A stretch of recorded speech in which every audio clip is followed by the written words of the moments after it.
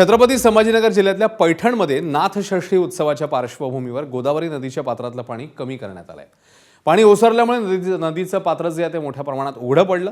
या उघड्या पडलेल्या पात्रात सोनं शोधण्यासाठी शेकडो लोकांची झुंबड उडाली आहे। हातात चाळण्या, टोपल्या आणि शोधक नजरा घेऊन आबालवृद्ध नदीच्या काळात नशीब आजमावत आहेत।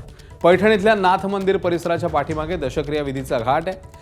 या ठिकाणी वर्षभर दररोज शेकडो दशक्रिया विधी पार पडतात। स्थानिक श्रद्धेनुसार विधींच्या वेळी मृत व्यक्तीसोबत अर्पण केलेल्या सोन्या चांदीच्या वस्तू किंवा अस्थींसोबत विसर्जित केलेले दागिने नदीच्या काळात साचून राहतात। एरवी पाणी जास्त असल्यानं दागिने शोधणं कठीण जातं, मात्र पाणी कमी झाल्यामुळे गाळ उघडा पडलाय। त्यामुळे शेकडो लोक सोनं शोधायला नदीत उतरल्याचं चित्र पाहायला मिळतं।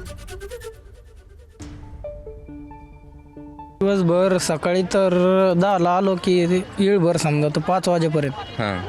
मग त्याच्यानंतर मग 5 वाजता बंद, परत दुसऱ्या दिवशी परत आलो का परत 10 वाजता उतरायचं आतमध्ये। याचं विकता कुठं काय मिळतं याचं? याचं काय हे कधी कधी 10 रुपयाला घेते, कधी कधी 20 रुपयाला सासून विकून टाकायचं। बरं, पण हे 3 दिवसाला परवडतं का एवढं काम केल्यावर इथं? मग आता काही काय ना, पोट भरावंच लागतं याच्यावरच। एबीपी माझा, उघडा डोळे बघा नीट।